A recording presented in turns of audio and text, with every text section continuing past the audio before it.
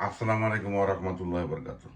বাংলাদেশের রাস্তার পাগল যারা আছে না তারা পাগলও জানে, বাংলাদেশের 18 কোটি মানুষ, 20 কোটি মানুষ জানে আমলিক ফেসিস্ট আমলিকটা হলো ভারতের প্রোডাক্ট। আর ভারত এবং আমলিকের চিরশত্রু হলো কি বিএনপি আর জামাত, আর বর্তমানে যে নতুন একটি দল আছে এনসিপি। এবং এই যে সিরম সালাউদ্দিন সাহেব তিনি 9 বৎসর ভারতে ছিলেন। উনি নিজেই মিডিয়ার সামনে বলছেন উনি গুম হয়েছেন। আবার কিছু কিছু তথ্যে বলে ভারত সরকার তাকে ওইখানে নিয়ে ট্রেনিং দেওয়াইছে। তো গুম হইলে সে যদি অপরাধী হয়ে থাকে ভারতের চোখে, সে তো ওইখানে জেলে থাকার কথা ছিল।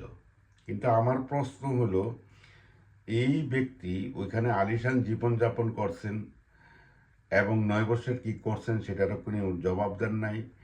আবার একটা প্রশ্ন, সে ভারতের চোখে যদি অপরাধী হয়ে থাকে, 5ই আগস্টের পরে আবার হুট করে ভারত কেন তাকে বাংলাদেশে ছেড়ে দিল? এটাও কিন্তু একটা প্রশ্ন। তাকে কেন গুম করলো, কেন রাখলো, কেন জেলখানায় রাখলো না, কেন আলিশান জীবনযাপন করলো, আবার 5ই আগস্টের পরে আবার কি করে সে দেশে আছে? যে সব কিছুই কিন্তু এটা টোটাল হিসাবটা এটা জগা খিচুড়ি। আর যদি, যেটা তো বাংলাদেশের মানুষ সারা বাংলাদেশই জানে, ভারত এবং আওয়ামী লীগের চিরশত্রু হলো বিএনপি, জামাত, বর্তমানে এনসিপি। যদি চিরশত্রু হয়ে থাকে, সে একজন হাইকমান্ডের নেতা বিএনপির, সেটা ভারত ভালো করে জানেন। এখন যেই সুতিয়া ভারত, যেই সুতিয়া গ্রেট সুতিয়া ভারত, যারা বিএনপির শত্রু, তাকে কি করে এত স্বাধীন জীবন দিবে, তাকে ভারতের সাথে কমিউনিকেট করতে দিবে? আমরা কি বুঝি না? সে ভারতে ছিল যে কোনো কারণে, তার ব্যক্তিগত কারণে আর রয়ের কারণে আর যে কোনো কারণেই হোক, বা অ্যাসালম তাকে নিয়ে ওইখানে রাখছে, যেহেতু অ্যাসালমের সে ব্যবসায়িক পার্টনার ছিল, এই সুবাদেও রাখতে পারে ভারতের সাথে সমঝোতা কইরা। তাহলে আপনারা কি বিশ্বাস করেন একটা বিএনপি নেতারে খোলামেলা কমিউনিকেশন সুযোগ করে দিবে তারেক রহমানের সাথে লন্ডনে যখন ছিল? এটা কি সম্ভব? সে কি গোয়েন্দার অবজারভেশনে ছিল না? সে গোয়েন্দা নজরাতে ছিল না?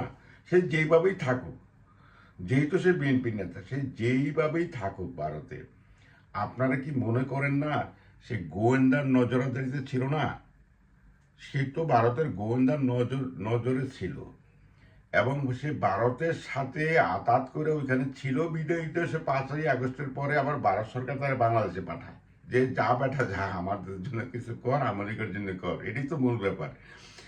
তা আমার প্রশ্ন, সে কি কইরা বলে এই জুলাই আন্দোলনের হাসিনার পতন তার ভূমিকা আছে? তাই এটা কি কোনো পাগলে বিশ্বাস করবে?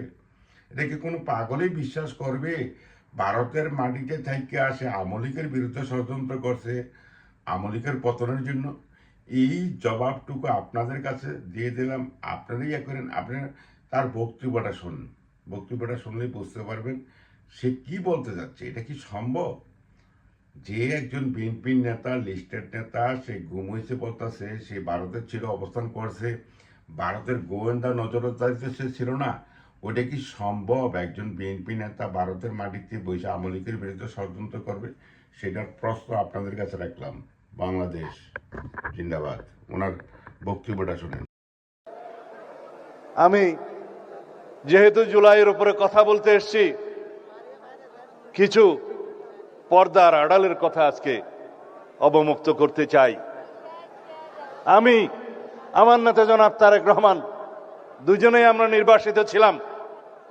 আল্লাহর কি মহিমা, যদি আমরা নির্বাসিত না থাকতাম, হয়তো এই জুলাইয়ের মতো একটা অভ্যুত্থান সফলভাবে সমাপ্ত করা সম্ভব হতো না। এটাই হচ্ছে পর্দার অন্তরালের কথা। কোনোদিন আমরা ঘুমাইনি। 24টা ঘন্টা কোঅর্ডিনেশন করে আমাদের নেতা কর্মীদেরকে বিভিন্নভাবে আমরা অর্গানাইজ করে এই জুলাই যোদ্ধাদের সম্মুখে রেখে অরাজনৈতিক পরিচয়ে এই আন্দোলনের একটা পর্যায় পর্যন্ত আমরা নিয়ে এসেছি।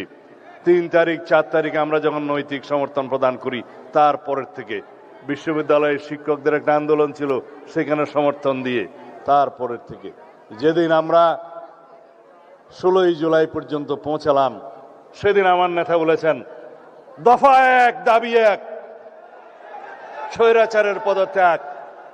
অন্য কোনোভাবে এই সমস্যার